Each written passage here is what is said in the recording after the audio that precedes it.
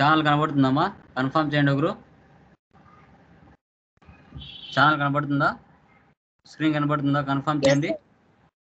Yes sir. కనబడుతుంది sir. Okay done. Okay guys, so నిన్నటి క్లాస్లో మనము లైక్ గ్రూప్స్ లెడ్జెస్ అంటే ఏంటో క్లియర్గా డిస్కషన్ చేసాం. బిఫోర్ డే మనకి డెబిట్ క్రెడిట్ ఎలా ఐడెంటిఫై చేయాలనేది డిస్కషన్ చేసాం. నిన్నటి క్లాస్లో గ్రూప్స్ లెడ్జెస్ ఐడెంటిఫై చేసాం. టుడే క్లాస్లో లాస్ట్ ఫైనల్ క్లాస్ మనకి బేసిక్ వోచర్ టైప్ కీస్.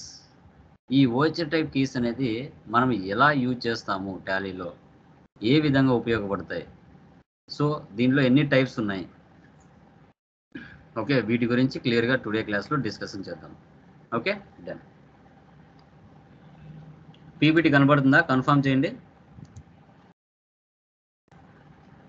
కనబడుతుందా? ఒకరు కన్ఫర్మ్ చేయండి. పీపీటీ కనబడుతుందామా? yes sir. Yeah done guys, done. So మనకి చూడండి, వోచర్ టైప్ కీసు టోటల్గా 24 ఉంటాయి. ఈ 24లో ఈ 24 వోచర్ టైప్ కీస్లో ఏవి ఏ బేస్ కిందకి వస్తుంది అనేది కూడా మనం ఐడెంటిఫికేషన్ చేయాలి. దీంట్లో అకౌంటింగ్ వోచర్స్ ఏమి వస్తాయి, ఇన్వెంటరీ వోచర్స్ ఏమొస్తాయి, పేరోల్ వోచర్స్ ఏమొస్తాయి, ఓకే ఆర్డర్ వోచర్స్ ఏమొస్తాయి అనేది కంపెనీ వాళ్ళు ప్రీ డిఫైన్డ్గా డివైడ్ చేశారు. సో అవి ఒకసారి మనం చూడడం జరుగుతుంది. తర్వాత వాటి గురించి మనం ఎక్స్ప్లెయిన్ చేస్తాం. యా, సో టోటల్గా చూడండి, మనకి టోటల్గా వోచర్స్ 24 ఉంటాయి. ఆ 24 వచ్చేసి మనకి రెగ్యులర్గా మనం యూజ్ చేసేది contra, payment, receipt, purchase, sales, journal, debit note, credit note, purchase order, sales order, receipt notes, rejection out, delivery note, rejection in, ఇవి. తర్వాత payroll, attendance, job work in order, job workout order, material in, material out, memorandum, physical stock, reversing journal, stock journal. ఇవి టోటల్గా 24 voucher type keys. Okay, so వీటి గురించి మనం step by step తెలుసుకుందాం. మనకి టాలీలో ఏ విధంగా కనబడతాయో చూడండి. దీంట్లో మనకి టోటల్గా 4 టైప్స్ ఉంటాయి. Accounting vouchers, inventory vouchers, order vouchers, payroll vouchers. Voucher types in Tally frame can be categorised as follows. Okay, ఏవి ఏ అండర్ గ్రూప్ కిందకి వస్తాయి అనేది కూడా ఒకసారి చూద్దాం. స్టాండర్డ్ వోచర్స్, అకౌంటింగ్ వోచర్స్ కింద contra, sales, purchase, receipt, payment, journal, credit note, debit note, memorandum voucher or reversing journal అంటాం. ఇవి మనకి కాంట్రా అంటే మనం ఒక బిజినెస్ స్టార్ట్ చేసిన తర్వాత కంపల్సరీగా కంపెనీ పేరు మీద ఒక అకౌంటింగ్ అనేది ఉండాలి. అది ఎస్బీఐ బ్యాంకా, హెచ్డిఎఫ్సి బ్యాంకా, కెనరా బ్యాంకా, ఏదైనా ఉండొచ్చు. అప్పుడు మనం కాంట్రా వోచర్ని ఉపయోగిస్తాం. ఓకే, ఇంకా సేల్స్, మన బిజినెస్లో ఉన్న స్టాక్ని ఆ మార్కెట్లో ఉన్న కస్టమర్స్కి సేల్ చేస్తాం. పర్చేజ్ అంటే మనకు స్టాక్ ఆర్ గూడ్స్ అవసరమైతే మార్కెట్లో ఉన్న సప్లయర్స్ దగ్గరికి వెళ్ళి పర్చేజ్ చేయడం జరుగుతుంది. తర్వాత రిసిప్ట్, మనం కస్టమర్కి సేల్ చేసిన తర్వాత అప్పుగా కస్టమర్ మనకు 1 వీక్ తర్వాతనో 1 మంత్ తర్వాతనో డబ్బులు ఇస్తాడు. దాన్ని రిసిప్ట్ వోచర్లో ఎంటర్ చేసుకోవాలి. మనం అప్పుగా పర్చేజ్ చేస్తే మనము లైక్ సప్లయర్కి పేమెంట్ అనేది పే చేయాలి. ఇంకా జర్నల్ అంటే మనకు ఎవరైనా డబ్బులు ఇవ్వాల్సిన వాళ్ళు ఉన్నా, లేదంటే మనం ఎవరికైనా ఇవ్వాల్సిన వాళ్ళు ఉన్నా F7 జర్నల్లో పోస్ట్ చేస్తాం. ఇంకా పర్చేజ్ రిటర్న్కి ఆపోజిట్ డెబిట్ నోట్ వస్తుంది, సేల్స్ రిటర్న్కి ఆపోజిట్ క్రెడిట్ నోట్ వస్తుంది. ఇంకా మెమరాండమ్ వోచర్ అంటే ఒక నెలలో మనకి 5,000 కానీ 10,000 కానీ ట్రావెలింగ్ ఎక్స్పెన్సెస్ అలా జరిగాయి అనుకోండి. అలాంటప్పుడు మనం మెమరాండమ్ వోచర్లో ఎంట్రీ పాస్ చేసుకుంటాం, నెలకు ఈ 5,000 ఖర్చు అవుతుంది అనేసి. సో జస్ట్ నార్మల్గా ఎంటర్ చేసుకుంటాం. మళ్ళీ డబ్బులు ఖర్చు అయిన తర్వాత లేదంటే ఆ పర్సన్కి ఇచ్చిన తర్వాత అది మెయిన్ ఇన్వాయిస్గా కన్వర్ట్ చేస్తాం, మెమరాండమ్ వోచర్ అంటాం. తర్వాత ఇన్వెంటరీ వోచర్స్లో stock journal voucher, physical stock voucher, delivery note voucher, receipt note voucher, rejection in voucher, rejection out voucher, material out voucher, material in voucher వస్తాయి. మెటీరియల్ ఇన్, మెటీరియల్ అవుట్ అంటే మనము godowns maintain చేస్తాం. Godowns maintain చేసేటప్పుడు stock అనేది purchase చేస్తాం. Purchase చేసినప్పుడు ఒక godown నుంచి మరో గోడౌన్కి ట్రాన్స్ఫర్ చేసేటప్పుడు ఇన్ అవుట్ యూజ్ చేస్తాం. ఇన్ అవుట్ని మనం యూజ్ చేయడం జరుగుతుంది. తర్వాత స్టాక్ జర్నల్ ఓచర్. మనం మ్యానుఫ్యాక్చరింగ్ మెయింటైన్ చేస్తే స్టాక్ జర్నల్ ఓచర్ని మెయింటైన్ చేయొచ్చు. ఫిజికల్ స్టాక్ అంటే మన దగ్గర ఎంత ఫిజికల్గా స్టాక్ ఉంది అనేది ఐడెంటిఫై చేస్తాం. Next delivery note voucher, receipt note voucher, rejection in rejection out, ఇవి పర్చేజ్ ఆర్డర్లో ఉపయోగిస్తాం. అది మనము సెకండ్ మెటీరియల్లో డిస్కషన్ చేసేటప్పుడు అక్కడ డిస్కస్ చేస్తాం. తర్వాత ఆర్డర్ ఓచర్స్. ఆర్డర్ ఓచర్స్ అంటే మన బిజినెస్ సప్లయర్ దగ్గర నుంచి పర్చేజ్ ఆర్డర్ పెట్టుకున్నప్పుడు, మన బిజినెస్ కస్టమర్స్కు సేల్స్ ఆర్డర్ చేసినప్పుడు. తర్వాత job work in order voucher, job workout order voucher. ఇప్పుడు మ్యానుఫ్యాక్చరింగ్ కంపెనీస్ చాలా ఉంటాయి. మన దగ్గర మనకు సర్స్ తయారవ్వాలి. మనం రా మెటీరియల్ తీసుకొని వెళ్ళి మ్యానుఫ్యాక్చరింగ్ కంపెనీకి ఇస్తాం. మాకు ఒక 3 monthsలో మాకు 1000 సర్స్ తయారవుతుంది. సో ఈ స్టాక్ తీసుకొని, ఈ రా మెటీరియల్ తీసుకొని మీరు ఫినిష్డ్ గూడ్స్గా మార్చి మాకు ఫైనల్ ప్రోడక్ట్ ఇవ్వండి అని మనం ఒక ప్రాజెక్ట్ ఒక మ్యానుఫ్యాక్చరింగ్ కంపెనీకి ఇస్తాం. వాళ్ళు తయారు చేసి మనకి ఇస్తారు. Job work in order, job workout order అంటాం. పేరోల్ ఓచర్స్ అంటే ఒకవేళ ఒక కంపెనీలో మనము మెయింటెనెన్స్ చేసామనుకోండి, ఎంప్లాయీ శాలరీస్. సో ఒక నెలకు ఎంప్లాయీ ఎన్ని రోజులు వచ్చాడు, సో ఎన్ని రోజులు ఆబ్సెంట్ అయ్యాడు, ఎన్ని రోజులు ఓవర్ టైం చేశాడు, ఇవన్నీ కూడా మనం పేరోల్ ఓచర్స్లో చేయడం జరుగుతుంది. ఓకే, ఇవి యాక్చువల్గా 4 types ఉంటాయి మనకి. ఆ 4 typesలో వీటిని డిఫైన్ చేశారు.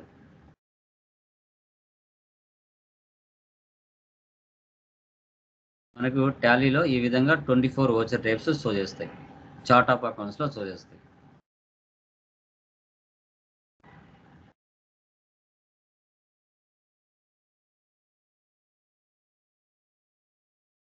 దీంట్లో మనకి చూడండి 24 ఓచర్ టైప్స్. ఈ విధంగా మనం వెళ్ళి చెక్ చేసుకోవాలంటే gateway of Tally, chart of accounts, under accounting masters, voucher types.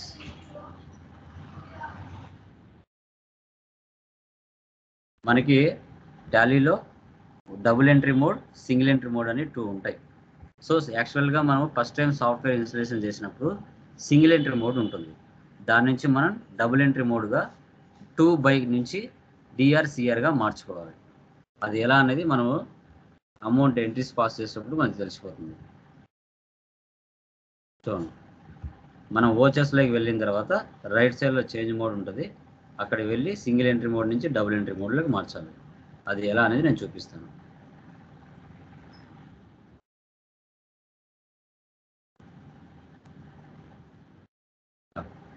So ఇప్పుడు ఓచర్ టైప్స్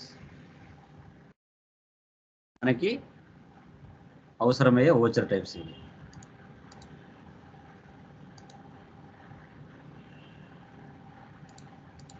చాలామంది గ్రూప్స్లో జాయిన్ అయ్యారు కానీ క్లాసెస్కి జాయిన్ అవ్వట్లేదు.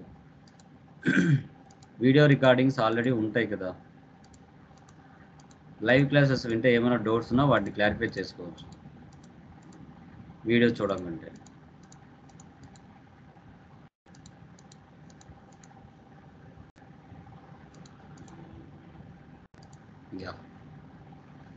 డన్. చూడండి, ఓచర్ ఎంట్రీ కీస్ ఇవి చాలా చాలా చాలా ఇంపార్టెంట్. సో ఫస్ట్ వన్, మన ఇండియా ఫైనాన్షియల్ ఇయర్ అనేది 1 ఏప్రిల్తో స్టార్ట్ అయ్యి నెక్స్ట్ ఇయర్ 31st 3కి ఎండ్ అవుతుంది. ఇది India financial year. Okay, so ఇక్కడ F2 అంటే date, to change voucher date అంటాం. ఇప్పుడు మనము ఫిబ్రవరి మంత్లో ఉన్నాం. సో 1వ తారీఖున పర్చేజ్ జరిగిందా, 2వ తారీఖున సేల్ జరిగిందా, 3వ తారీఖున పేమెంట్ జరిగిందా, 4వ తారీఖున పర్చేజ్ జరిగిందా, రిసిప్ట్ వచ్చిందా అనేది మంత్ వైజ్ డేట్ అనేది చేంజ్ చేస్తూ ఎంట్రీస్ అనేది పాస్ చేయాలి. అందుకోసం మనం F2 అనేది డేట్ కోసం ఉపయోగిస్తాం. డేట్ ప్రతి రోజు కూడా, ప్రతి నెల కూడా, ప్రతి ఇయర్ కూడా డేట్ మార్చి ఎంట్రీ పాస్ చేయాలి. అందుకోసం F2 అంటే డేట్ అంటాం. తర్వాత F4 అంటే కాంట్రా, బ్యాంక్ ట్రాన్సాక్షన్స్ అంటాం. ఓకే, సో ఇప్పుడు మనం ఒక బిజినెస్ స్టార్ట్ చేసిన తర్వాత, ఇప్పుడు నా లోకేష్ ఇన్ఫోటెక్ ఉంది. లోకేష్ ఇన్ఫోటెక్ మీద ఒక కరెంట్ అకౌంట్ అనేది నేను ఓపెన్ చేసుకోవాలి. పర్సనల్ అకౌంట్ ఉండకూడదు, సేవింగ్ అకౌంట్ ఉండకూడదు. ఓకే, కంపెనీ పేరు ఏదైతే రిజిస్ట్రేషన్ అయిందో అదే పేరు మీదనే మనకు అకౌంట్ అనేది క్రియేట్ చేసుకోవాలి. ఓకే, లిక్విడ్ క్యాష్ ఎవరు కూడా బిజినెస్లో పెట్టుకోరండి. అప్పుడు ఏం చేస్తామంటే మనం డబ్బులు తీసుకుని వెళ్ళి బ్యాంకులో డిపాజిట్ చేసుకుంటాం. అవసరమైనప్పుడు బ్యాంకు నుంచి విత్డ్రావల్స్ చేసుకుంటాం. ఒక బ్యాంకు నుంచి మరొక బ్యాంకులో కూడా అమౌంట్ అనేది ట్రాన్స్ఫర్ చేయొచ్చు. తర్వాత క్యాష్ నుంచి పెట్టి క్యాష్ కూడా మార్చుకోవచ్చు. అంటే ఎలా అంటే ఇప్పుడు ఒక నెలలో మనకి 5,000 వరకు చిల్లర ఖర్చులు అవుతాయి అనుకోండి. జిరాక్స్లని, ట్రావెలింగ్ అని, చిన్న చిన్న టీ ఖర్చులని ఇలా అవుతూ ఉంటాయి. ప్రతిసారి క్యాష్ నుంచి ఉపయోగించుకోకుండా ఒక 5,000 పెట్టి క్యాష్ రూపంలో పక్కన తీసుకొని పెట్టుకుంటాం. ఆ అమౌంట్తోనే మళ్ళీ ఆ నెల అంతా ఎక్స్పెన్సెస్ ఉపయోగించుకుంటాం. సో F4 అంటే కాంట్రా. ఈ 4 ట్రాన్సాక్షన్స్ మాత్రమే F4 కాంట్రాలో ఎంటర్ చేసుకోవాలి. రిమైనింగ్ అయితే కాదు. ఒకటి, cash deposit in SBI bank, లేదంటే cash withdraw from SBI bank, cash transfer from SBI bank to HDFC bank, లేదా క్యాష్ టు పెట్టి క్యాష్. ఈ 4 ట్రాన్సాక్షన్సే F4 కాంట్రాలో తీసుకోవాలి. నీ బ్యాంకుకు సంబంధించిందే, నీ కంపెనీ బ్యాంకు సంబంధించిందే. ఓకే, వేరే వాళ్ళకి కాదు, గుర్తుపెట్టుకోండి. తర్వాత F9 అంటే purchases, cash or cheque or credit purchases. ఇప్పుడు మన బిజినెస్ వైవి స్ట్రీట్కి వెళ్ళింది అనుకోండి, కడపలో. వెళ్ళిన తర్వాత ఒక 1 lakh సరుకు స్టాక్ ఆర్ గూడ్స్ని పర్చేజ్ చేసింది. అది ఆన్ ద స్పాట్ క్యాష్ అని ఇచ్చి తెచ్చుకోవచ్చు, లేదంటే చెక్ అయినా ఇచ్చి తెచ్చుకోవచ్చు, లేదంటే అప్పుగా అయినా పర్చేజ్ చేయొచ్చు. ఎలా చేసినా మనం F9 పర్చేజెస్ తీసుకోవాలి. స్టాక్ ఆర్ గూడ్స్ మాత్రమే, అసెట్స్ కాదు, గుర్తుపెట్టుకోవాలి. తర్వాత నెక్స్ట్ ఏముంది, F5 అంటే payment. Okay, so payment cash or cheque paid. ఇప్పుడు మనం సప్లయర్ దగ్గర నుంచి అప్పుగా పర్చేజ్ చేసామనుకోండి, స్టాక్ అప్పుగా పర్చేజ్ చేసిన తర్వాత నెక్స్ట్ మనం ఏం చేయాలి, మన బిజినెస్ ఆ సప్లయర్కి డబ్బులు పే చేయాలి. F5 అంటే payment, cash or cheque paid. Okay, మన బిజినెస్ నుంచి డబ్బులు బయటికి వెళ్తుంది కాబట్టి F5 పేమెంట్ తీసుకోవాలి.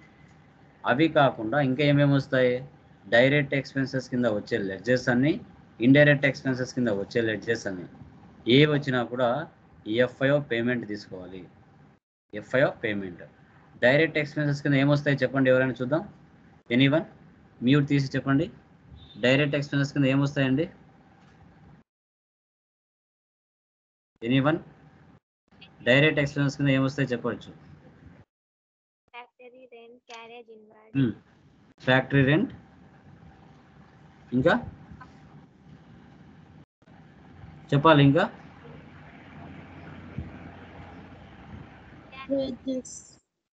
ఏంటండి?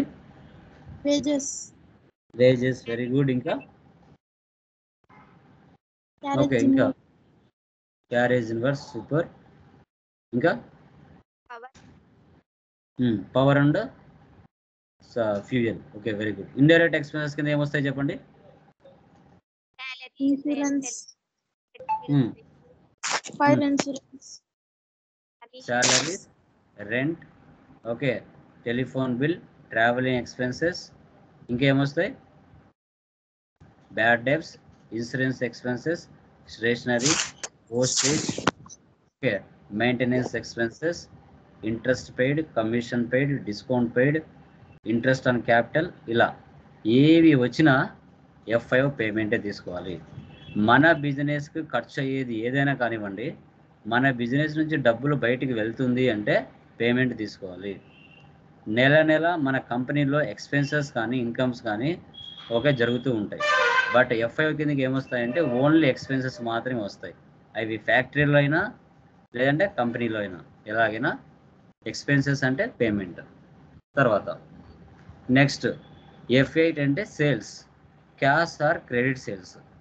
మన బిజినెస్ మార్కెట్లో ఉన్న కస్టమర్స్కి క్యాష్ ద్వారా సేల్ చేసినా, చెక్ ద్వారా సేల్ చేసినా, లేదంటే క్రెడిట్కి సేల్ చేసినా F8 సేల్స్ తీసుకోవాలి. అసెట్స్ కాకుండా స్టాక్ ఆర్ గూడ్స్ అంటే మాత్రమే F8 సేల్స్ తీసుకోవాలి. ఓకే, తర్వాత F6 అంటే రిసిప్ట్. మనం కస్టమర్కి సేల్ చేసిన తర్వాత ఆ కస్టమర్ మనకు క్యాష్ రూపంలో కానీ చెక్ రూపంలో కానీ మనకు డబ్బులు ఇస్తాడు. ఆ కస్టమర్ ఇస్తున్నాడంటే మన బిజినెస్కి వస్తుంది అని అర్థం, డబ్బులు వస్తుంది. సో కాబట్టి అది మనకి రిసిప్ట్ F6లో ఎంటర్ చేసుకోవాలి. దీని కింద డైరెక్ట్ ఇన్కమ్స్ వస్తాయి, ఇండైరెక్ట్ ఇన్కమ్స్ వస్తాయి. డైరెక్ట్ ఇన్కమ్స్ అంటే ఏంటి చెప్పండి చూద్దాం.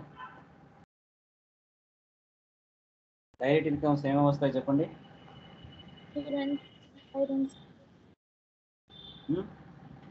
చెప్పండి డైరెక్ట్ ఇన్కమ్స్ ఏమొస్తాయి? ఫైర్ ఇన్సూరెన్స్ క్లెయిమ్ రిసీవ్డ్, ఇంకా ఇంకా ఏమొస్తాయి?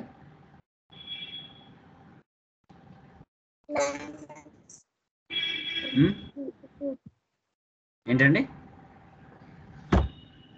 ఇండైరెక్ట్ ఇన్కమ్స్ ఏమొస్తాయి చెప్పండి. Commission commission received, very good. ఇంకా ఆన్ డ్రాయింగ్స్, వెరీ గుడ్. ఇంకా ఏమొస్తాయి?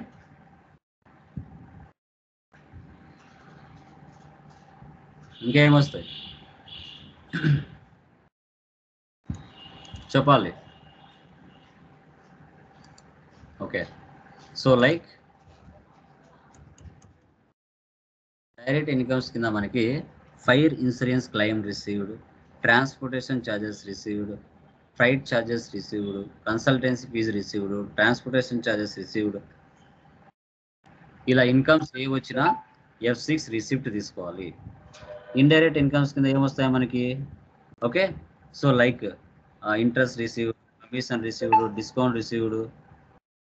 ఓకే, ఇలా ఏ వచ్చినా కూడా మనకి రెంట్ రిసీవ్డ్ మన రిసిప్ట్లో తీసుకోవాలి.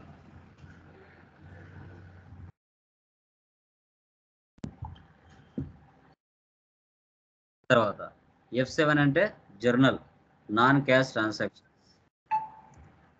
ఓకే, ఇక్కడ ఏంటి అంటే ఆల్రెడీ జరిగిపోయి ఉంటాయి. ఇప్పుడు అసెట్లు మీరు పర్చేజ్ చేశారనుకోండి, కంప్యూటర్, ఫర్నిచర్, మిషనరీ ఇవి. సో వీటి మీద ఇయర్ ఏం చేయాలి? తరుగుదల తీయాలి. ఓకే, ఇప్పుడు కంప్యూటర్ 50,000 పెట్టి పర్చేజ్ చేశారు. 5 సంవత్సరాలకు 10,000 లెక్కన ఆ డిప్రిషియేషన్ తీస్తే 0 అయిపోతుంది. తర్వాత మీరు 1 lakh సరుకు పర్చేజ్ చేశారనుకోండి, దాంట్లో 10,000 సరుకు డ్యామేజ్ జరిగింది. మనం ఏం చేస్తాం? పర్చేజ్ రిటర్న్స్ చేస్తాం. తర్వాత సేల్స్ రిటర్న్, కస్టమర్కి సేల్ చేసాం అనుకోండి, సేల్ చేసిన తర్వాత కస్టమర్ ఏదో డ్యామేజ్ జరిగిందని మళ్ళీ ఒక 10,000 సరుకు సేల్స్ రిటర్న్ చేశాడు. అదే సర్వీస్లో అయితే F7 జర్నల్లో పాస్ చేస్తాం. అది ఇన్వెంటరీలో అయింది అనుకోండి, మనము డిప్రిషియేషన్ కామన్, పర్చేజ్ రిటర్న్కి డెబిట్ నోట్, సేల్స్ రిటర్న్కి క్రెడిట్ నోట్లో పోస్ట్ చేస్తాం. అప్పుడు F7 రాదు అది. ఓకే, సో అది ఇవి ఇంపార్టెంట్, ఇవి బాగా గుర్తుపెట్టుకోవాలి. వీటికి సంబంధించిన చార్ట్ చూడండి. ఈ చార్ట్ బాగా అర్థం చేసుకోవాలి. Okay, purchases stock or goods selling purpose, asset office purpose, computer, land, furniture, machinery.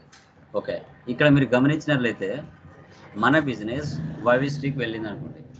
YV స్ట్రీట్లోకి వెళ్ళిన తర్వాత on the spot 1 lakh on the spot cash కానీ, చెక్కు కానీ, లేదంటే అప్పుగా కానీ పర్చేజ్ చేసింది. అప్పుడు ఏకి తీసుకోవాలి? F9 తీసుకోవాలి. ఎగ్జాంపుల్, క్యాష్ పర్చేజెస్ అన్నా F9, పర్చేజ్ ఫర్ చెక్ అన్నా F9, stock purchases from Raj traders అన్నా F9, goods purchases from Rama traders అన్నా F9, just purchases from Balaji traders on credit అన్నా F9. ఇలా 5-6 రకాల ట్రాన్సాక్షన్స్ ఏవి జరిగినా F9 తీసుకోవాలి. ఓన్లీ స్టాక్ ఆర్ గూడ్స్ అయితే మాత్రం. అదే అసెట్స్ అయిందనుకోండి, అసెట్స్ ఏంటి? మన బిజినెస్ కోసం ఉపయోగించుకుంటాం, వీటిని మనం అసెట్స్ అని చెప్పుకుంటాం. ఎగ్జాంపుల్ చూడండి, ఒక అసెట్ క్యాష్కు పర్చేజ్ చేసిన, చెక్కుకు పర్చేజ్ చేసిన F5 తీసుకోవాలి. Example, computer purchase for cash F5, furniture purchases for cheque F5, machinery purchases for cash F5. అదే అప్పుగా పర్చేజ్ చేసామనుకో, computer purchases from Sandhya traders F7, furniture purchases from Balaji traders F7, machinery purchases from Kavya traders on credit F7. ఇక్కడ ఇంకో test ఉంటుంది, computer purchases from Pallavi traders for cash. Asset వచ్చింది, పేరు వచ్చింది, లాస్ట్లో క్యాష్ వచ్చింది. సో పేరు అనేది నెరేషన్ రాసుకుంటాం. అక్కడ జరిగిన ట్రాన్సాక్షన్ క్యాష్ కాబట్టి F5 తీసుకోవాలి. Machinery purchases from Balaji traders for cheque F5 అనేది తీసుకోవాలి. ఓకే, ఇది బాగా అర్థం చేసుకోవాలి. నెక్స్ట్ సేల్స్ కూడా అలాగే.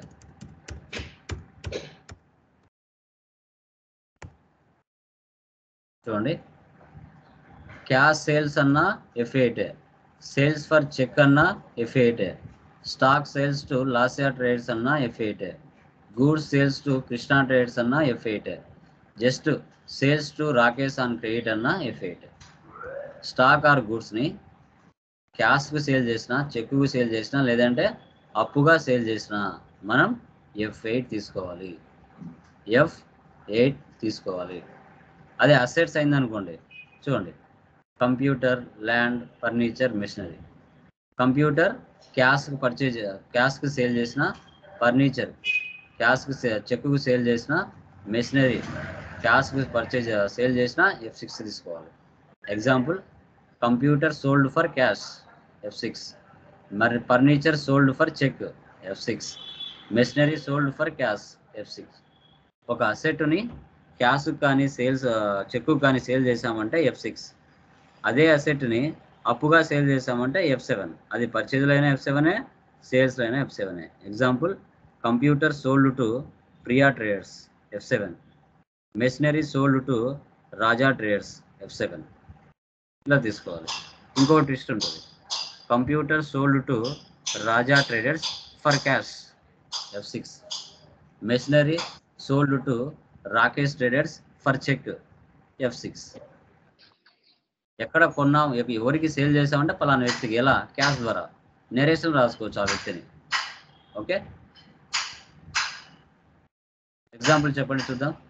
Purchases stock from Priya traders 30,000. ఏకి వస్తుంది చెప్పండి, ఇది example చెప్పేటబ్బా.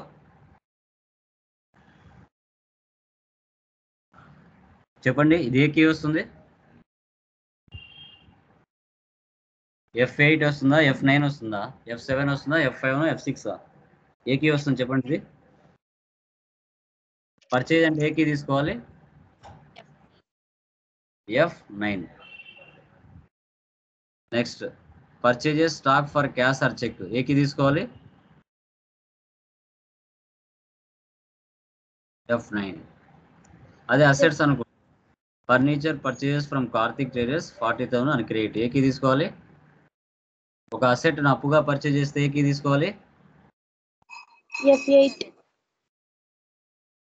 Purchase, not for sale. తర్వాత computer purchases by paying cash or cheque 20,000 ఏకి తీసుకోవాలి, F6. Land purchases from Kavya traders 80,000 for cash or cheque F5. తర్వాత stock sales to Janu traders 40,000 ఏకి తీసుకోవాలి,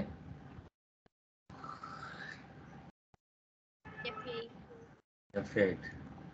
sales for cash or cheque 80,000 ఏకి తీసుకోవాలి,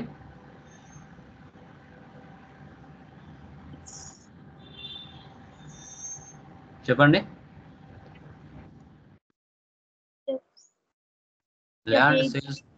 land sales to Guna traders 40,000 అని credit ఏకి తీసుకోవాలి,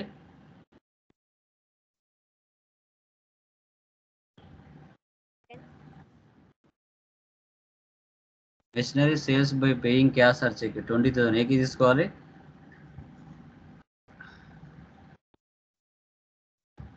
building sold to Pravalika traders 1 lakh for cash or cheque ఏకి తీసుకోవాలి, F6.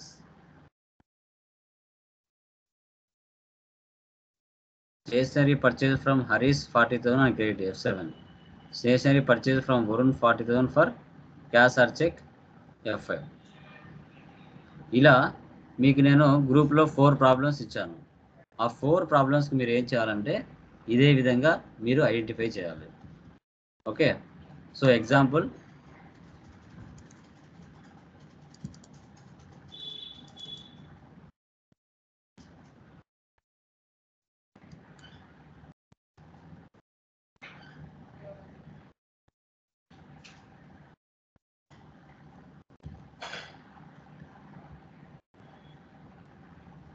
Neha private limited company 1. ఇప్పుడు క్యాపిటల్ అంటే బిజినెస్ ఇన్కమా ఎక్స్పెన్సా అండి? చెప్పండి. క్యాపిటల్ అంటే బిజినెస్ ఇన్కమా ఎక్స్పెన్సా? చెప్పండి. తప్పుపోయినా ఏం ప్రాబ్లం లేదు. ఇన్కమ్ అంటే ఏకి తీసుకోవాలి? ఇన్కమ్ అంటే ఏకి తీసుకుంటాం? F6. Very good. So income అంటే రిసిప్ట్ తీసుకోవాలి. Okay, next purchase from Karthik private limited. Purchase అంటే ఏకి తీసుకోవాలి? చెప్పండి. పర్చేజ్ అంటే ఏకి తీసుకోవాలి? సో F9 తీసుకోవాలి. Next cash paid to Karthik. మన బిజినెస్ కార్తిక్ డబ్బులు పే చేస్తుంది, అంటే మన బిజినెస్ నుంచి డబ్బులు వెళ్తుంది అంటే ఏకి తీసుకోవాలి? F5 payment. తర్వాత సేల్స్ టు కళ్యాణ్ మర్చెంట్స్ అంటే ఏకి తీసుకోవాలి? F8. ఆ కస్టమర్ మనకు డబ్బులు ఇస్తున్నాడు అంటే మనకి ఇన్కమ్ అంటే ఏకి తీసుకోవాలి? Receipt. So F8 opposite receipt, F purchase opposite payment. తర్వాత cash deposit in SBI bank అంటే ఏకి తీసుకోవాలి? మన బ్యాంక్ ట్రాన్సాక్షన్స్ అంటే F4 కాంట్రో తీసుకోవాలి. రెంట్ వేజెస్ ఏకి వస్తుంది? బిజినెస్ ఎక్స్పెన్స్ అంటే F5 పేమెంట్ వస్తుంది. అదే discount received, transportation charges received. Business income అంటే ఏకి తీసుకోవాలి? రిసిప్ట్ తీసుకోవాలి. రిసిప్ట్. Okay, done. సో తర్వాత కన్ఫ్యూజన్ ఎంట్రీస్ చూడండి.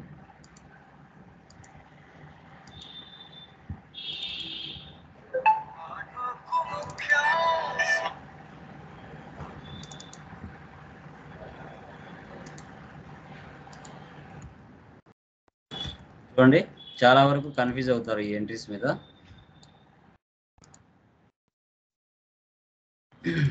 చూడండి, ఎక్సెల్ కనబడుతుందమ్మా? కన్ఫర్మ్ చేయండి. ఎక్సెల్ కనబడుతుందా? యా, చూడండి, బిజినెస్ ఇక్కడ ఓనర్. ఎప్పటికైనా గుర్తుపెట్టుకోండి, బిజినెస్ వేరు, ఓనర్ వేరు. బిజినెస్ హ్యూమన్ బీయింగ్ కాదు కాబట్టి దానంతకు అదే పని చేసుకోలేదు. కాబట్టి మనం ఓనర్ కదా, నా పేరు లోకేష్ అనుకోండి. బిజినెస్ స్టార్ట్ చేయాలంటే ఫస్ట్ డబ్బులు కావాలి. ఓనరే తన బిజినెస్కి 5 lakhs అప్పుగా డబ్బులు ఇచ్చాడు. ఓనరే బిజినెస్కి డబ్బులు ఇస్తున్నాడు కాబట్టి బిజినెస్కి డబ్బులు వస్తుందంటే బిజినెస్కి ఇన్కమ్ అంటే ఏకి తీసుకోవాలి? క్యాపిటల్ అంటే ఓనర్ పేరుకు బదులు క్యాపిటల్ అని రాసుకుంటారు. అదే అవుటర్స్ ఇచ్చారనుకోండి, వాళ్ళ పేరు రాసుకుంటారు. అకౌంట్స్ లా ప్రకారంగా ఓనర్ పేరుకు బదులు లొకేషన్ రాయకుండా క్యాపిటల్ అని రాసుకుంటారు. ఓకే, బిజినెస్కి ఇన్కమ్ వస్తుందంటే ఏకి తీసుకోవాలి? F5నా, F6ఆ, F7ఆ? చెప్పండి. F6 తీసుకోవాలి. ఓకే, ఓనర్ బిజినెస్ డబ్బులు ఇచ్చాడు, బిజినెస్కి డబ్బులు ఉంది, ఇంకా బిజినెస్ స్టార్ట్ చేస్తుంది. వాళ్ళు ఇచ్చారు కాబట్టి ఓనర్ పేరుకి బదులు క్యాపిటల్. అది బిజినెస్లో డబ్బులు వస్తుంది కాబట్టి F6 తీసుకోవాలి. తర్వాత బిజినెస్ 5 lakhs తీసుకొని 5 years ఉపయోగించుకుంది. మళ్ళీ ఇదే 5 lakhs లోకేష్కి ఇస్తే, ఓనర్కి ఇస్తే ఒప్పుకుంటాడా? ఒప్పుకోడు. ఆ క్యాపిటల్ మీద ఇంట్రెస్ట్ కట్టాలి. ఆ 5 lakhs కాస్త 6 lakhs అయింది అంటే 1 lakh అనేది ఇంట్రెస్ట్ పడింది. ఏదాని మీద? క్యాపిటల్ మీద.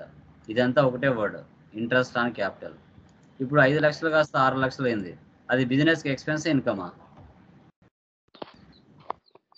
చెప్పండి. చెప్పండి అమ్మా, బిజినెస్కి ఎక్స్పెన్స్ ఇన్కమా? ఇన్కమా. బిజినెస్ నుంచి 5 లక్షలు కాస్త 6 లక్షలు బయటికి పోతుంది, అది ఎక్స్పెన్సా ఇన్కమా? ఎక్స్పెన్స్ కదా. 5 లక్షలు నువ్వు తీసుకున్నావమ్మా, నువ్వు 6 లక్షలు ఇస్తున్నావు, అది ఎక్స్పెన్స్ ఇన్కమా? ఎక్స్పెన్స్ అంటే F5 తీసుకోవాలి.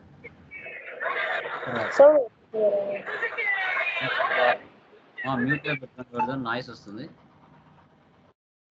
తర్వాత ఓకే, ఇప్పుడు ఓనరే బిజినెస్కి 5 lakhs ఇచ్చారు, బాగుంది. ఓనరే పర్సనల్ యూజ్ కోసం ఆ 5 lakhs నుంచి 2 lakhs తీసుకున్నాడు పర్సనల్ యూజ్ కోసం. అది తీసుకున్నంతసేపు అది బిజినెస్కి ఎక్స్పెన్సా ఇన్కమా చెప్పండి? బిజినెస్ నుంచి 2 lakhs తీసుకున్నాడు పర్సనల్ యూజ్ కోసం, అది బిజినెస్కి ఎక్స్పెన్స్ అవుతుంది. ఓకే, 2 lakhs తీసుకున్నాడు. 2 lakhs తీసుకున్న తర్వాత 2 years ఉపయోగించుకున్నాడు ఓనరు. 2 years తర్వాత మళ్ళీ 2 lakhs ఇస్తే బిజినెస్ ఒప్పుకుంటుందా? ఒప్పుకోదు. ఆ డ్రాయింగ్స్ మీద ఇంట్రెస్ట్ కూడా ఆ 2 lakhs కాస్త 3 lakhs అయింది, అంటే 1 lakh ఎక్స్ట్రాగా ఇంట్రెస్ట్ వచ్చింది. అది బిజినెస్కి ఇన్కమే కదా. ఇన్కమ్ అంటే ఏకి తీసుకోవాలి? F6. ఇలా డ్రాయింగ్స్, ఇంట్రెస్ట్ అండ్ డ్రాయింగ్స్ అంటే ఇలా, క్యాపిటల్, ఇంట్రెస్ట్ అండ్ క్యాపిటల్ అంటే ఇలా బట్టి కొట్టకుండా మనకు లాజికల్గా చార్ట్ వేసి మీకు చెప్తున్నాను. Next investment. మన బిజినెస్ కాకుండా వేరే వాళ్ళ బిజినెస్లో ఇన్వెస్ట్మెంట్ చేశాడు 1 lakh. ఊరికనే చేస్తాడా? ఇంట్రెస్ట్ కోసం చేస్తాడు. ఆ ఇన్వెస్ట్మెంట్ చేసేంత వరకు అది బిజినెస్కి ఏమవుతుంది? ఎక్స్పెన్స్. ఎక్స్పెన్స్ అంటే F5. ఆ 1 lakh కాస్త 2 lakhs అయింది. 1 lakh ఎక్స్ట్రాగా ఇంట్రెస్ట్ వచ్చింది. ఏ దాని మీద? ఇన్వెస్ట్మెంట్ మీద. దాన్నే ఇంట్రెస్ట్ ఆన్ ఇన్వెస్ట్మెంట్ అంటారు. అది బిజినెస్కి ఇన్కమ్. తర్వాత loan taken from LIC company. So మన బిజినెస్ డబ్బు అవసరమయ్యి బయట బ్యాంక్ దగ్గరనో, హ్యూమన్ బీయింగ్ దగ్గరనో, లేదంటే LIC కంపెనీ దగ్గరనో 3 lakhs అప్పు తెచ్చుకుంది. వాళ్ళు ఇస్తున్నారు కాబట్టి బిజినెస్కి అది ఇన్కమ్ అవుతుంది. తర్వాత మన బిజినెస్ ఎలా కట్టాలి? ఆ లోన్ మీద ఇంట్రెస్ట్ కట్టాలి. దాన్నే ఇంట్రెస్ట్ ఆన్ లోన్ అంటారు. ఆ 3 lakhs కాస్త నెలకు ఒక 15,000, 12,000, 20,000 పే చేయాలనుకోండి. నెల నెల కట్టాలా, మన బిజినెస్ కట్టాలి. అంటే అది మన బిజినెస్కి ఎక్స్పెన్స్ అవుతుంది. తర్వాత మన బిజినెస్ అవుటర్స్కి లోన్ ఇచ్చింది అనుకోండి. సో అవుటర్స్కి లోన్ ఇస్తున్నామంటే ఇక్కడ F5 మనకు ఎక్స్పెన్స్ అవుతుంది. అవుటర్స్కి బ్యాంక్ అయినా, పర్సన్ అయినా, ఎవరైనా కావచ్చు. తర్వాత ఆ పర్సన్ నెల నెల అతను ఏం చేయాలి? మనకు డబ్బులు కట్టాలి. అతను కడుతున్నామంటే మనకు అది రిసిప్ట్ అవుతుంది. ఇలా వీటిని కన్ఫ్యూజన్ ట్రాన్సాక్షన్స్ అంటారు. వీటికి రిలేటెడ్ మీనింగ్ తెలుసుకోవాలనే నీట్గా చార్ట్ వేసి ఎక్స్ప్లెయిన్ చేశాను. బట్టి కొట్టకూడదు. తర్వాత మనకు మీనింగ్ అర్థం చేసుకోవాలి. ఇంట్రెస్ట్ ఆన్ క్యాపిటల్ అంటే ఏంటి, ఇంట్రెస్ట్ ఆన్ డ్రాయింగ్స్ అంటే ఏంటి, ఇంట్రెస్ట్ ఆన్ ఇన్వెస్ట్మెంట్ అంటే ఏంటి, ఇంట్రెస్ట్ ఆన్ లోన్ అంటే ఏంటి అనేది మనకు క్లియర్గా తెలియాలి. అందుకోసమే ఇక్కడ ఎక్స్ప్లెయిన్ చేయడం జరిగింది. ఓకే, దీంట్లో ఏమైనా డౌట్స్ ఉన్నాయమ్మా? Anyone please confirm. దీంట్లో డౌట్స్ ఉన్నాయా ఎవరికైనా? క్లియర్ అమ్మా? అర్థమైందా కాన్సెప్ట్? యా. సో నెక్స్ట్ చూడండి కొన్ని కామన్ థింగ్స్.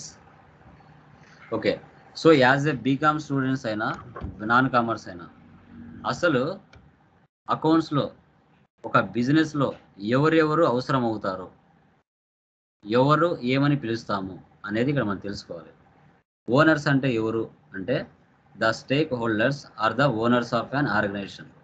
కొత్తగా ఒక బిజినెస్ స్టార్ట్ చేసినప్పుడు ఆ బిజినెస్ స్టార్ట్ అవ్వడానికి ఖర్చు పెట్టే పర్సన్స్ని ఓనర్స్ అంటాం. ఎంప్లాయీస్ అంటే ఎవరు? So these people are employed for wages or salary. ఎవరైతే ఒక రోజు పనికి డబ్బులు తీసుకుంటారో, లేదంటే నెలకు పని చేస్తారో వారిని ఎంప్లాయీస్ అంటారు. రోజు కూలికి పనిచేసే వాళ్ళు ఉంటారు, నెలకు పనిచేసే వాళ్ళు ఉంటారు, వారిని ఎంప్లాయీస్ అంటారు. ఇన్వెస్టర్స్ అంటే ఎవరు? ఓకే, మన బిజినెస్లో ఎవరైనా ఇన్వెస్టర్స్ వచ్చి డబ్బులు పెడుతున్నారంటే వారిని ఇన్వెస్టర్స్ అంటాం. వాళ్ళు ఎగ్జిస్టింగ్ ఉండొచ్చు, పొటెన్షియల్ అయినా ఉండొచ్చు. These investors can be owners or outside vendors who typically have a right to know the accurate and timely information such as regular financial statements. ఇప్పుడు నా కడపలో ఒక బ్రాంచ్ ఉంది, నాకు హైదరాబాద్లో ఒక బ్రాంచ్ పెట్టాలి. నా దగ్గర డబ్బులు లేదు. నేనేం చేస్తాను? ఎవరైనా ఇన్వెస్టర్స్ ఉన్నారేమో మార్కెట్లో చూస్తాను. ఆ ఇన్వెస్టర్స్ దగ్గర వాళ్ళకి చెప్తాను, బిజినెస్ ప్లాన్ చెప్పేసి నా కంపెనీలో డబ్బులు ఇన్వెస్ట్మెంట్ చేయమని చెప్తాను. వారిని ఇన్వెస్టర్స్ అంటారు. తర్వాత సప్లయర్స్ అంటే ఎవరు? మన బిజినెస్కి గూడ్స్ కానీ సర్వీసెస్ కానీ ఎవరైతే చేస్తూ ఉంటారో వాళ్ళని సప్లయర్స్ అంటారు. ఇప్పుడు మనం ఒక వైఎస్టీటీ వెళ్తాం, మనకు 1,00,000 రూపాయల సరుకు కావాలి. ఒక సప్లయర్ దగ్గరికి వెళ్ళి మనకు కావాల్సిన సరుకు బుక్ చేసుకున్నాం. వాళ్ళు మనకు సప్లై చేస్తున్నారు. సో వారిని సప్లయర్స్. ఎవరైతే మన బిజినెస్కి స్టాక్ ఆర్ గూడ్స్ సప్లై చేస్తారో వాళ్ళని సప్లయర్స్ అంటాం. కస్టమర్స్ అంటే ఎవరు? మన బిజినెస్ మార్కెట్లో ఉన్న హ్యూమన్ బీయింగ్స్కి సేల్ చేస్తుంది stock or goods. These are the people who buy business products. మన దగ్గరకు వచ్చి మన బిజినెస్ దగ్గరికి వచ్చి ఎవరైతే స్టాక్ ఆర్ గూడ్స్ పర్చేజ్ చేస్తారో కస్టమర్స్ మార్కెట్లో ఉన్న వాళ్ళు, వారిని కస్టమర్స్ అంటాం. ఇంకా కమ్యూనిటీస్, సప్లయర్స్, కస్టమర్స్, ఎంప్లాయీస్ అందరినీ కలిపి సెట్ ఆఫ్ స్టేక్ హోల్డర్స్, వారిని మనం కమ్యూనిటీస్ కింద తీసుకుంటాం. ఇంకా గవర్నమెంట్ అథారిటీస్ అంటే so these are the authorities which collect taxes from the company and its employees. So ఎవరైతే మనం సంపాదించే ఇన్కమ్స్ మీద మన దగ్గర ట్యాక్సెస్ కలెక్ట్ చేస్తారో వారిని గవర్నమెంట్ అథారిటీస్ అని మనం చెప్పుకుంటాం. ఇవి కామన్గా మనం తెలుసుకోవాల్సిన మినిమం ఇన్ఫర్మేషన్. ఓనర్స్ అంటే ఎవరు, ఎంప్లాయీస్ అంటే ఎవరు, ఇన్వెస్టర్స్ అంటే ఎవరు, సప్లయర్స్ అంటే ఎవరు, కస్టమర్స్ అంటే ఎవరు, కమ్యూనిటీస్ అంటే ఎవరు, గవర్నమెంట్ అథారిటీస్ అంటే ఎవరు అనేది మినిమం మనం తెలుసుకోవాలి ఇక్కడ. ఓకే, క్లియరా? తర్వాత next different types of companies in India. Okay, ఎలాంటి కంపెనీస్ ఉన్నాయి? Partnership, limited liability partnership, private limited company, sole proprietorship, corporation. ఇవి టైప్స్ ఆఫ్ కంపెనీస్ ఉన్నాయి ఇండియాలో. మీనింగ్ ఏంటో తెలుసుకో. ఫస్ట్ వన్, సోల్ ప్రొప్రైటర్షిప్ అంటే ఎవరంటే సింగిల్ వ్యక్తి, ఇండివిజువల్ వ్యక్తి. ఇప్పుడు నేను ఒక కంపెనీ స్టార్ట్ చేస్తున్నాను, లోకేష్ ఇన్ఫోటెక్. నా కంపెనీలో ఎవరు కూడా అవుటర్స్ లేరు, నేను ఒక్కనే బిజినెస్ స్టార్ట్ చేసుకున్నాను కాబట్టి నేను సోల్ ప్రొప్రైటర్షిప్ అని చెప్పుకుంటాను. ఓకేనా? నష్టం వచ్చినా లాభం వచ్చినా అన్నీ నేనే చూసుకోవాలి. ఓకే, వన్ మ్యాన్ కంట్రోల్ అంటాం. వన్ పర్సన్ మాత్రమే డెసిషన్, అతని ఓన్ డెసిషన్స్ ఉంటాయి. అతనికి నచ్చినట్టు బిజినెస్ చేసుకుంటాడు, అతనికి నచ్చినట్టు మార్కెటింగ్ చేసుకుంటాడు. సో నిర్ణయాలు, డెసిషన్ మేకర్స్ అన్నీ అతనిదే. సోల్ ప్రొప్రైటర్షిప్ అంటే సింగిల్ పర్సన్, ఆ పర్సన్ని సోల్ ప్రొప్రైటర్షిప్ అంటారు. ఆ కంపెనీని అతను మాత్రమే రన్ చేస్తాడు. Single ownership, no sharing of profit and loss, one man's capital, unlimited liability, less legal formalities, one man control. తర్వాత పార్ట్నర్షిప్ అంటే ఏంటి? A business organisation in which 2 or more individuals manage and operate the business. ఒకరు లేదా ఇద్దరు లేదా అంతకు మించి, okay, ఎందరైతే వాళ్ళు ఉంటారో వాళ్ళని పార్ట్నర్షిప్ అంటాం. ఓకేనా? సో ఒక పర్సన్ కంపెనీని మెయింటైన్ చేస్తూ ఉంటాడు, ఒక పర్సన్ గవర్నమెంట్ ఎంప్లాయీ ఉంటాడు, అప్పుడప్పుడు వచ్చి చెక్ చేస్తూ ఉంటాడు. Okay, A business that is controlled by 2 or more people, about 20% of businesses. Doctors, lawyers, accountants, small stores, వీళ్ళందరూ ఆల్రెడీ వేరే చోట పనిచేస్తూ ఉంటారు. మళ్ళీ ఏం చేస్తారంటే ఒకరి మెయిన్ వ్యక్తిని ఒకరిని మెయింటైన్ చేయమని చెప్పేసి బ్యాక్ ఎండ్లో వీళ్ళు సపోర్ట్ చేస్తూ ఉంటారు డబ్బులు. డాక్టర్స్ కానీ, లాయర్స్ కానీ, అకౌంటెంట్స్ కానీ, స్మాల్ స్టోర్స్ కానీ, వాళ్ళు వాళ్ళ కంపెనీలో రన్ చేసుకుంటూ ఉంటారు. వేరే వాడిని పర్సన్ పెట్టి అక్కడ కూడా డబ్బులు బ్యాక్ ఎండ్లో సహాయం చేస్తా వీళ్ళు బ్యాక్ ఎండ్లో ఉండి కంపెనీ నడుపుతూ ఉంటారు. వీటిని పార్ట్నర్షిప్ ఫర్మ్స్ అంటాం. తర్వాత ప్రైవేట్ లిమిటెడ్ కంపెనీ అంటే ఏంటి? ప్రైవేట్ లిమిటెడ్ కంపెనీ అంటే small and medium business entity అంటాం. Owner liability is limited to other their shares. The firm is limited to having 200 or few shareholders. అంటే మన ఫ్రెండ్స్ కానీ, relatives కానీ, సో అలాంటి వ్యక్తుల్ని మనము పార్ట్నర్స్గా పెట్టుకోవచ్చు ప్రైవేట్ లిమిటెడ్ కంపెనీ. మళ్ళీ అంటే ఎక్కువ ఏం కాదు, 200 వరకు షేర్స్ మనం బయట కాకుండా అంటే పబ్లిక్లో షేర్ చేయకుండా మనకు తెలిసిన సరౌండింగ్లో వాళ్ళకి మాత్రమే మనం షేర్ చేయగలిగితే వాటిని ప్రైవేట్ లిమిటెడ్ కంపెనీ అంటాం. A private limited company is where between 1 and 99 people come together and form a business. The owners are called shareholders and they invest money in the company. The profit is divided up among the shareholders and distributed in the form of dividends. LTD is written after the name of the company. The annual accounts are sent to the registered of companies. They are not published. పబ్లిక్లో announce చేయరు shares, మనకు తెలిసిన వాళ్ళ మధ్యలోనే announce చేస్తారు. దీన్ని private limited company అంటాం.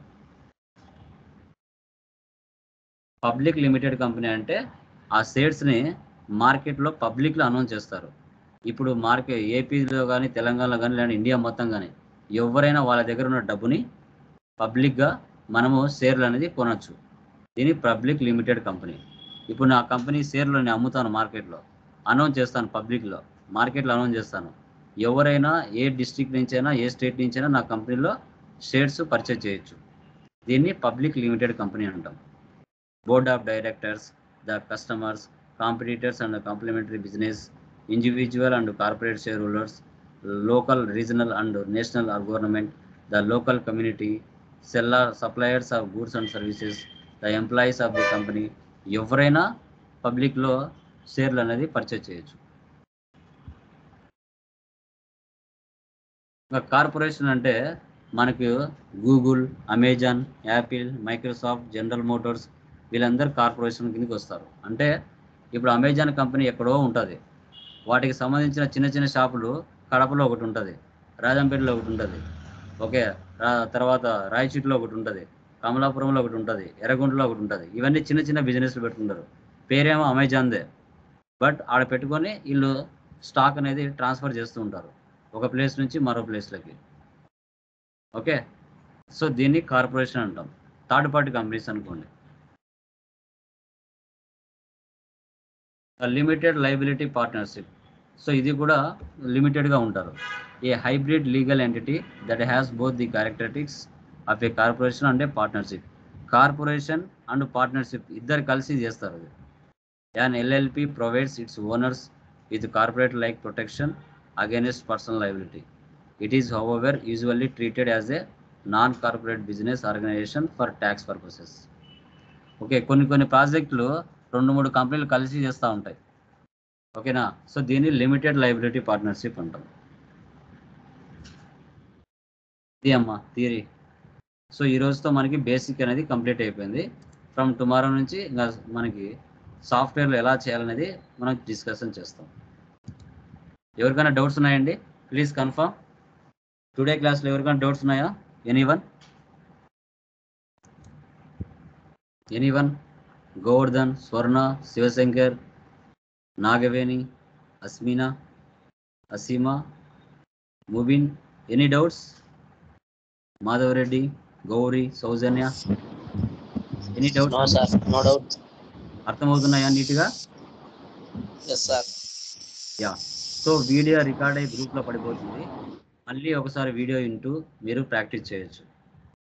Okay, వీటికి సంబంధించిన ప్రాబ్లమ్స్ నేను గ్రూప్లో పోస్ట్ చేస్తాను, అవి చూసి మీరు కాలేజీలో ప్రాక్టీస్ చేయండి, ల్యాప్టాప్లో ఉంటే ల్యాప్టాప్లో ప్రాక్టీస్ చేయండి. సో ఇప్పుడు నిన్న మొన్న ఈరోజు చెప్పింది బేసిక్స్. ఇవి బేసిక్స్ బాగా స్టాండర్డ్స్గా ఎవరైతే ఉంటారో నెక్స్ట్ మనం టాలీలోకి ఎంటర్ అయిన తర్వాత సబ్జెక్ట్ అనేది నీట్గా బాగా అర్థమవుతుంది. ఓకేనా? So clear? ఎవరికైనా డౌట్స్ ఉన్నాయమ్మా? Please confirm. No sir. క్లియరా? Done guys. Okay. Okay guys. Okay guys, ఉంటాను. Bye.